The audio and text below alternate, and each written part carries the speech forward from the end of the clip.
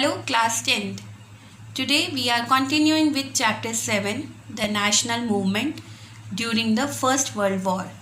Today's topic is August Declaration of 1917 and the Montague-Chelmsford Reforms or the Government of India Act of 1919. We will discuss the following points. So the objectives of today's topic are causes and circumstances leading to the act. Number 2, provision of the act. Now we will discuss some key terms. Number 1, the Indian Consuls Act 1909. It was an act of the British Parliament that was introduced a few reforms in the legislative councils and increased the involvement of Indians in the governance of British India. Number 2, diarchy means government by two independent authorities. Number 3, bicameralism. It means it is the practice of having two houses of parliament. August Declaration of 1917. As already said, finding itself in a fix because of the pressure of the First World War and the movement of the Indians for Home Rule, the British were forced to give some concessions to the Indians.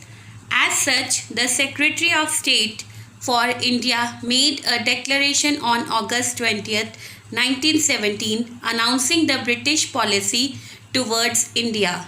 He said the policy of His Majesty's government was the gradual development of self-governing institutions with a view to the progressive realization of responsible government in India as an integral part of the empire. As the First World War continued, the leaders of the Congress and the League impressed upon the British government that their demands for the constitutional reforms should not be rejected if they wished Indians to be loyal to the British. The government therefore felt it necessary to pacify the Indians by the Declaration of August 20th, 1917, which promised a policy of gradual development of self-government institutions in India. In pursuance means implementation of the Declaration of 1917, Mr. Montague, the Secretary of State for India, came to India and in the company of the then Viceroy Lord Chelmsford toured the whole country. They assessed the public opinion and produced their scheme of reforms. It is called the Montague-Chelmsford Reforms. On the basis of this report, the British Parliament passed the Government of India Act 1919.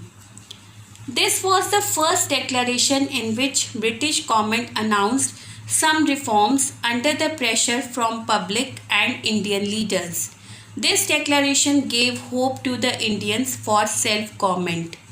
In implementation of the Declaration of 1917, Lord Montague, Secretary of State for India, visited India and gave a fair hearing to all the important leaders of India. After a long discussion, Montague-Chelmsford reforms were announced. On the basis of this report, the British Parliament passed the Government of India Act 1919. It introduced provincial government hierarchy. Subjects were divided into two lists, reserved and transferred subjects. The Indian consuls was to be made of not less than 8 and not more than 12 members. The joint report on constitutional reforms submitted by Edwin Montague, the Secretary of State for India, and Lord Chelmsford, the Viceroy, which had just been published, had given rise to a bitter political controversy. Durgadas. According to Durgadas, the report made by both Edwin Montague and Lord Chelmsford had given rise to a bitter political controversy. Causes and circumstances leading to this act. The reforms of 1909 were not satisfactory and adequate. They failed to appease the Indians and they clamored means demanded for more rights. In the beginning, the Muslims were satisfied with the policy of the British, but gradually they also got disillusioned, means disappointed. The Indians had helped the British with men and money during the war. So the British passed this act to fulfill their promises given to the Indians during the war. The activities of the leaders of the Home Rule movement and the revolutionaries alarmed the government. The British wanted to introduce reforms in the administration of India to pacify and appease the nationalists. Causes and circumstances leading to this act. The Indian Council Act 1909 was an act of the British Parliament that introduced a few reforms in the legislative councils and increased the involvement of Indians limited in the governance of British India. The reforms of 1909 were not satisfactory and enough. They failed to make the Indians happy and also they demanded more rights. With the policy of Britishers, the Muslims were satisfied in the beginning, but slowly they got disappointed from them. The Indians had helped the Britishers during the First World War with men and money both. So the Britishers passed this act to fulfill their promises given to the Indians during the war. The activities of the Home Rule movement consisted of organizing discussion groups, mass distribution of pamphlets and books, and the assertive radical nationalists frightened the government. The British introduced reforms to pacify the nationalists. Provision of the Act. The main provision of this Act were as follows. In the Executive Council of the Viceroy, the number of Indian members was raised to 3. Provision of the Act. Number 1. The Act provided for the establishment of a legislative council consisting of the members of the Executive Council and of nominated elected members. It is required that the 3 out of 6 members of the Viceroy's Executive Councils were to be Indians. Number 2. The Central Legislature was to consist of 2 houses. The Upper House or the Council of States was to consist of 60 members, of whom 33 were to be elected and 27 to be nominated. The Lower House or the Legislative Assembly had 146 members, of whom 106 were to be elected and 40 were to be nominated. Both the houses were vested with great powers. It introduced bicameralism and direct elections in the country. Indian Legislative Council was replaced by a bicameral legislative having an upper house, Council of States, which was to be consist of 60 members, of whom 33 were to be elected and 27 to be nominated, and the lower house Legislative Assembly was to consist of 146 members, of whom 106 were to be elected and 40 were to be nominated. The majority of members of both the houses were chosen by direct election and both the houses were vested with great powers. The system of diarchy was introduced in the provinces. Under this system, the subjects to be dealt with by the provincial government were divided into 2 parts. Number 1, reserved subjects, and number 2, transferred subjects. The reserved subjects such as finance, law and order, irrigation, etc. were administered by the governor with the help of the executive council nominated by him.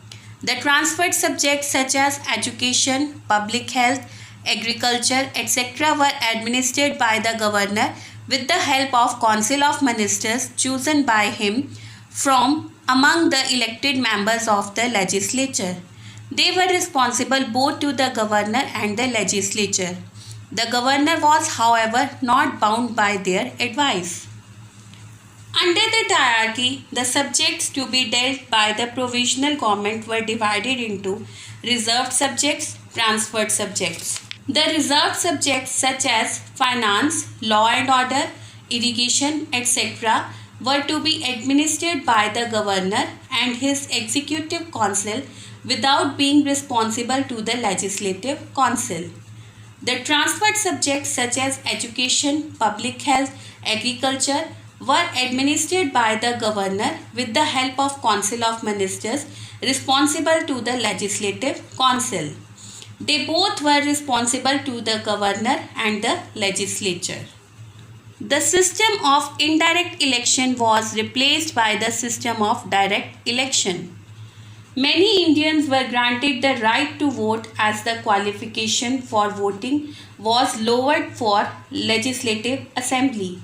Women were also given the right to vote. The act extended the communal franchise to other communities also.